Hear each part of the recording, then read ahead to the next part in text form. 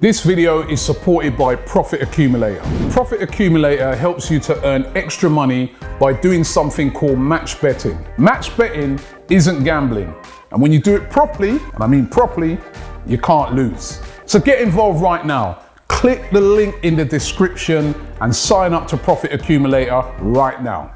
Hi and welcome to the preview of the Molde game with myself, Cecil G, and my guy to my left, James B. Hi James, you alright? Yeah, good man. Excited. Good. More Europa League action. Woo! We need to stop disrespecting this competition because we're in it, and we might win it another year.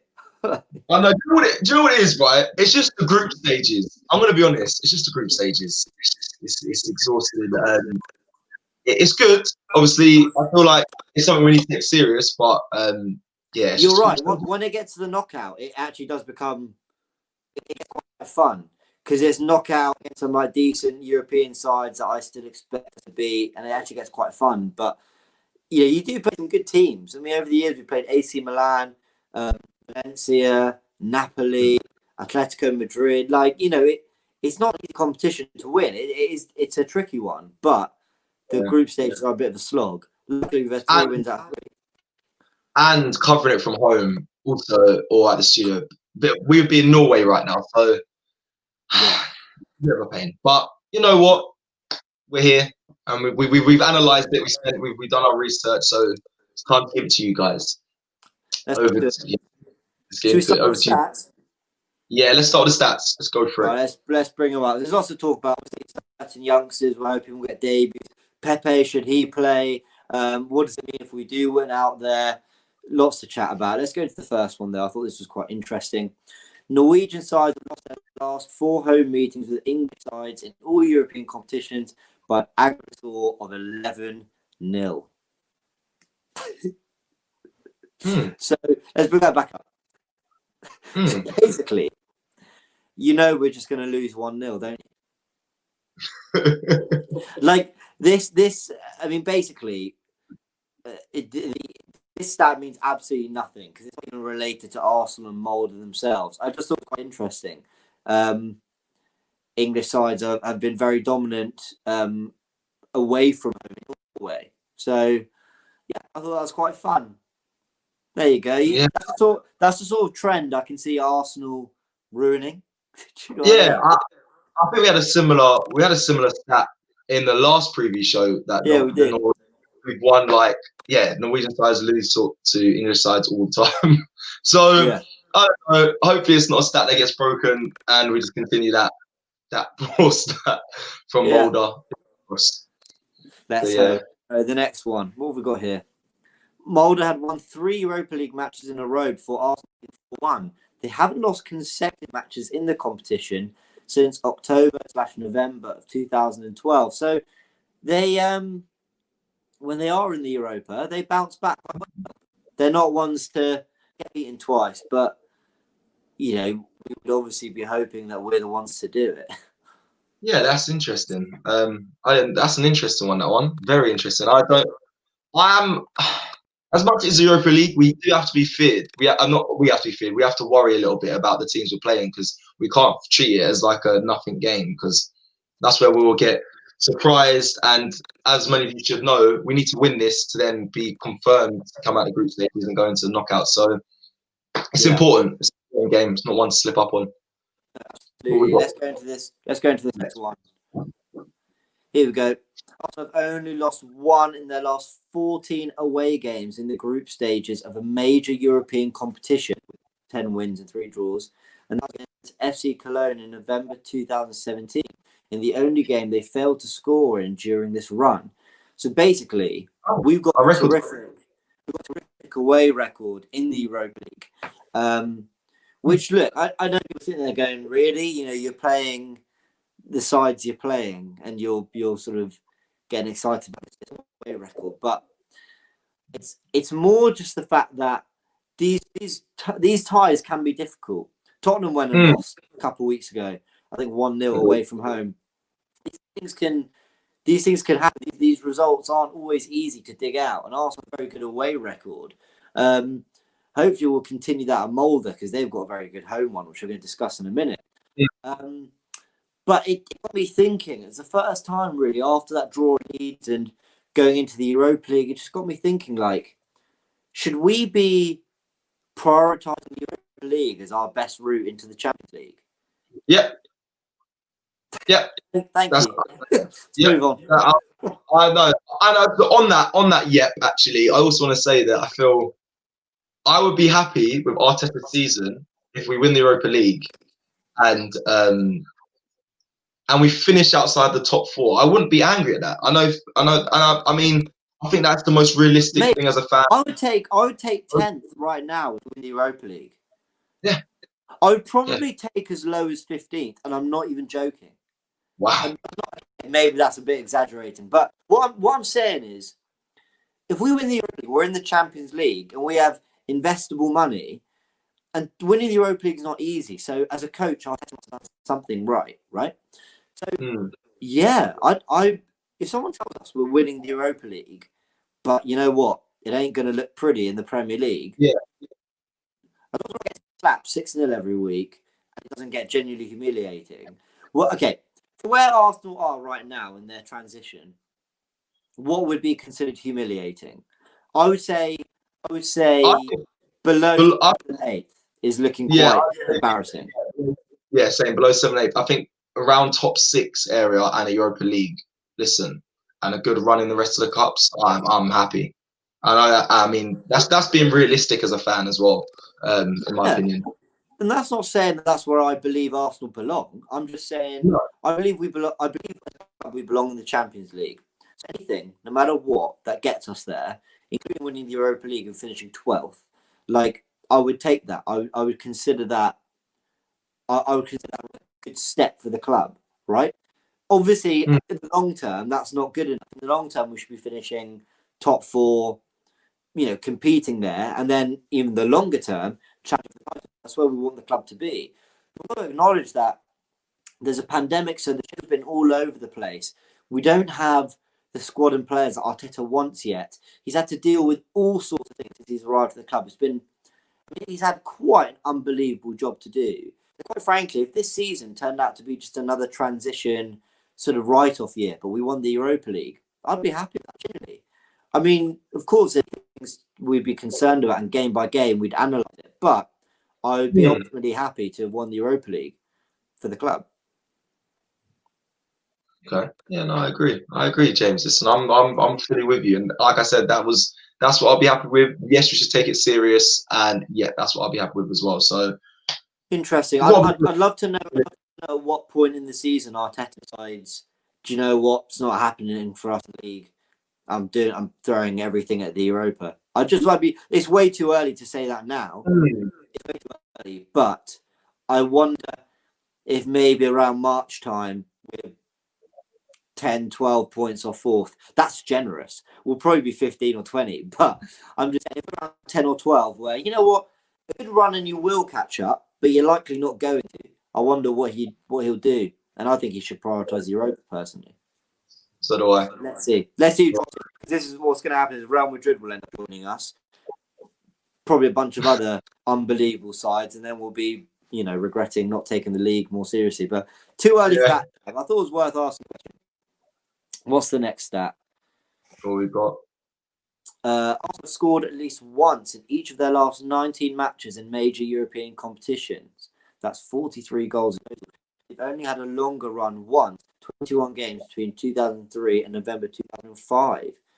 So we're scoring goals in Europe. I mean, maybe it's the level of opposition, man. Let's talk about it.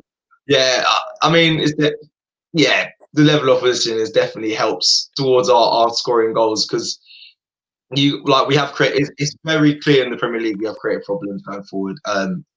Not even just from watching. The stats obviously back up as well. We clearly can see with our own eyes, and then the stats back up. Obviously, yes, we score goals in the Europa League, but I mean, again, like you said, opposition it favors us really. Yeah, it does, and I know before reviews we always like to show respect to the opposition and analyse them. Well, we do, and we've got some stuff later up on Molde, but it is the level of opposition. When you can rotate as much as Arteta does sometimes in the Europa League, or even he did last season, and I remember he made a few changes to the lineup, and we won 3-0 at Frankfurt. In fairness, we still had Aubameyang playing, and Saka, how good he would be, and he made a few changes, and we just went and won 3-0. And it's Frankfurt, a decent side, but even this year, made a few changes. Made Willock in midfield, Xhaka in defence, and we beat Molde 4-1. Like, it is like, do you know what I mean? It is hard to like read anything into these games, and I tried. Yeah. Oh I did some research. Positivity, but... Yeah, apologies. Sorry to cut you. I did some research on Molde. On Molde, which we always do. We always do look in depth. I did obviously some extensive research again. It was the second time we're playing them. I thought, you know what? Let me see what else I could come up with. But again, here's some simple stuff that I'm sure that you would want to know. Is obviously, again, Ole Gunnar Solskjaer did manage them with his first team, so we got the double on him already. But it'd be good to on his old team. But it'd be good to do that again. Secondly, also they have a very good youth setup. They produce great players. Haaland coming through their academy. Was Haaland ex Molde? Yeah. That's thanks to my friend and myself. We did some research. I got a little also personally helped with the research. Right, I heard it. That's why Solskjaer wanted him, not only because he's so good. Yeah, I think he knew the guy. Yeah, yes, he was Molde. Yeah, nice. Yeah, so that's another good thing to be aware of. They do create a lot of good youth talent, and I've watched their previous game. Their last game they won 3-0, and it was youngsters that were dominating in the game, and they are someone to worry about. I know I generally think Arsenal we have better level of players, but then again, it's still a worry because in the Premier League, I think when we come up against teams, I think we have better level of players. Yet sometimes they just don't perform. So it will be an interesting game. Listen, I know enthusiasm and energy may not be crazily high, but it's still, I think it'll be a game to definitely be watching in case we might be surprised. As you've touched on Molde, well, let's go into them because I've got some stuff here that's sort of worth looking at. That's their last 10. A few too many W's for my liking. I appreciate they're not all Europa League games, but they'll go into this with a degree of form. Yeah, that loss was against us, wasn't it? In their last. Well, actually, yeah. If you went from left, to right, our loss was the loss. Yeah, on the left is their most recent win. Yeah, because I did. Yeah, I checked that as well. But then again, I checked it previous in the first time we played them as well. Their record. It is good. Like in the league they're playing in, it is good, and it is.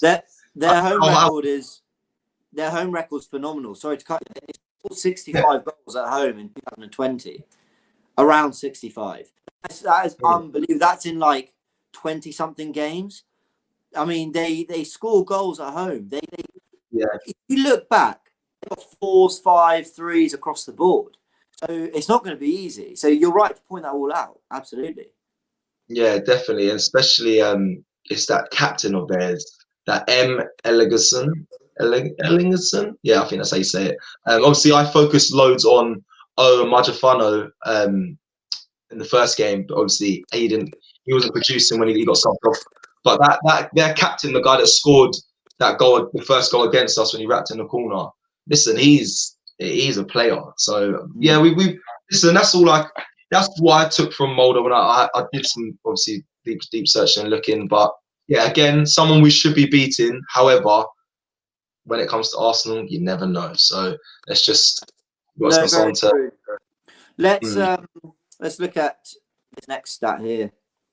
So a win on Thursday would secure Arsenal's place in the knockout round of the Europa League. Now, forgive me, I don't have that on authority anywhere. I just think this is true because I looked at the table. No, it's true. It's true. It's true. Well, I thought it was. But when you start doing mental arithmetic and you start like confusing yourself and lying to yourself, like I was getting so wound up with it all. I was like, I think it's right. But no, essentially, because if we beat Molde, we're on 12. And yes, we'll be joint. Yeah, they could be joint on points, Molde, if they win the next two and we lose our next two. But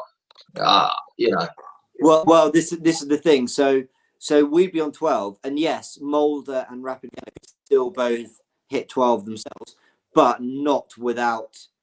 They both do it, basically. One has to take points off the other.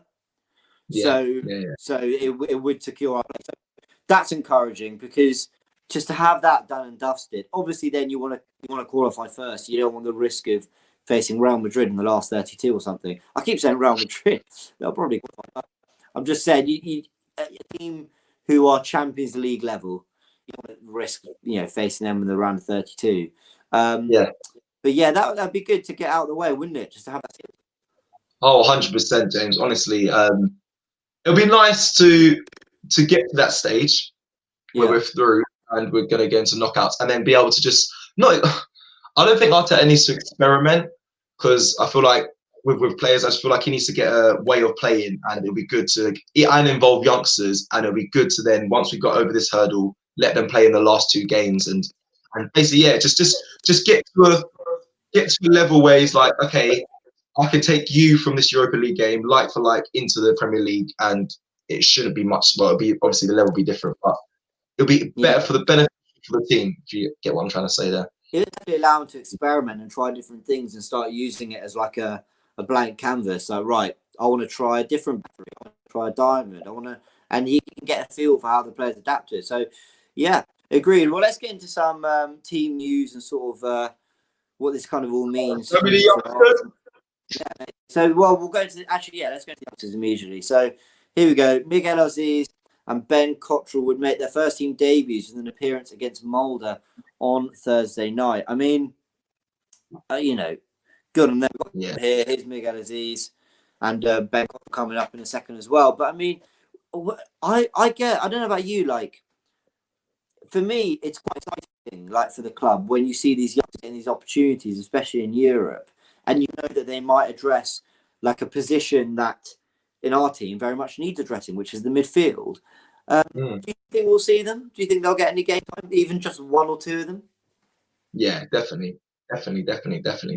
I think my personal opinion is he's taken them with him, Arteta, to see, like, if we are ahead early, then it gives them. Oh my God, the guy in the back there is ex-player that I used to play with, the MK Dons.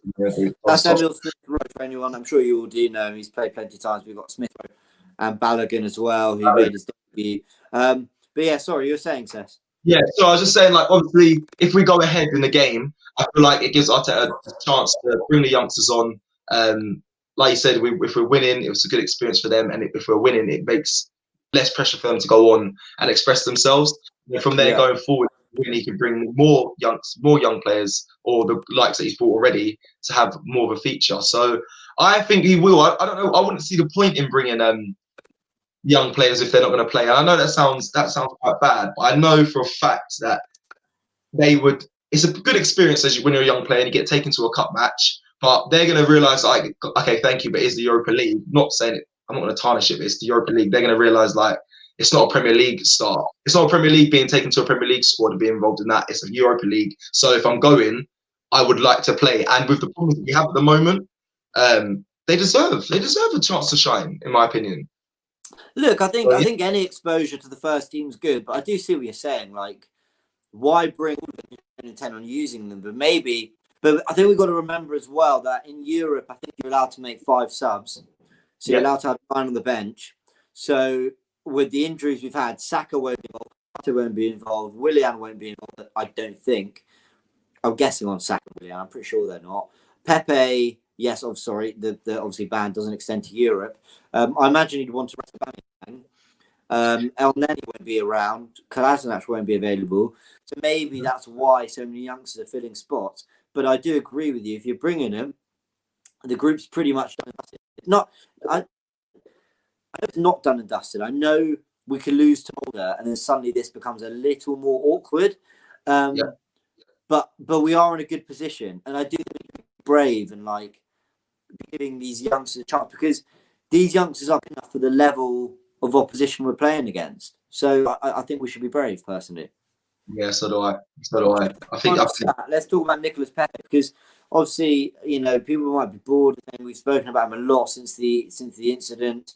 But here's what we have to say on him. No Arsenal player scored more goals, 2, made more assists, 2, taken more shots with 11, all created more chances with 8 than Nicolas Pepe in the Europa League this season. I mean, I've always thought he's looked slightly underwhelming in Europe this year, but the stats suggest that he's at the heart of all the good things we're doing in the Europa at the moment. And we sort of talked about it in our daily news show, but he deserves a chance for redemption, doesn't he? Yeah, this is it's a sticky one still. It's a sticky one only because, like you said, I thought it was quite underwhelming. I think it's due to his consistency in the games. But again, the stats there clearly showed that he is key. And I just feel like due to the red card that happened against Leeds, I think this is the game where just for his confidence and mental state, Arteta should play him. Only because if he doesn't, he would think as a player, that is it. That's it. That's it for me then. Like, you'll leave me out of this. Obviously, when I come back, I then got what he should rightfully have to start and earn his right to get back into the squad. But I don't know. I feel like, and he's proven in the Europa League, as a stat clearly shows. So yeah, listen.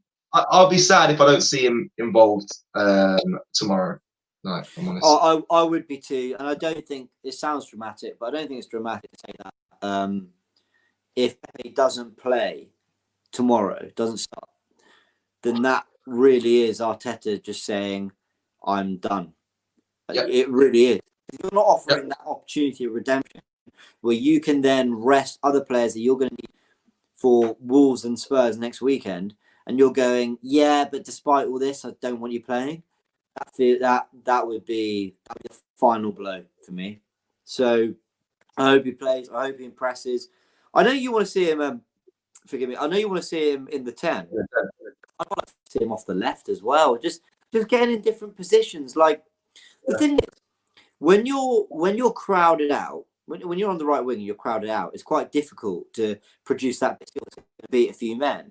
If he's on the left, being left-footed, maybe it just suits him to get the ball, knock it, and run. Do you know what I mean? Like, maybe it gives him a different element. But anyway, we've spoken plenty about it, so we'll leave it at that. But that's it. That's it in terms of stats and stuff. They score goals. They do score goals. We're gonna have to be ready for what they'll bring. But I'm confident we can get the win. Although I say Exactly. So thank you all for watching. That is it for the Molde preview game. We hope to see the youngsters play and get involved and get on the pitch and hopefully bring a different dynamic to Arsenal. I think we definitely need it. Thank you for watching. Enjoy the rest of your day. That's it from us. Peace. This video is supported by Profit Accumulator. Profit Accumulator helps you to earn extra money by doing something called match betting. Match betting isn't gambling. And when you do it properly, and I mean properly, you can't lose. Now, you always see these promotions by bookmakers like Ladbrokes, William Hill's, Corals, offering a £50 bonus to customers. So you sign up and you might place a £50 bet on a coin toss landing on heads and a £50 bet on the same coin toss landing on tails. Now, whichever way it lands, it don't matter because you won't win or lose any money because you've covered all of the outcomes. However, you get the £50 bonus, so you're still £50 up. Now, lots of people try to do match betting on their own, but it's very time consuming and not always easy if you don't know what you're doing. That's where Profit Accumulator come in. Even if you don't know anything about sports, they walk you through everything step by step, showing you how to accumulate money into your bank account. So get involved right now. Click the link in the description and sign up to Profit Accumulator right now.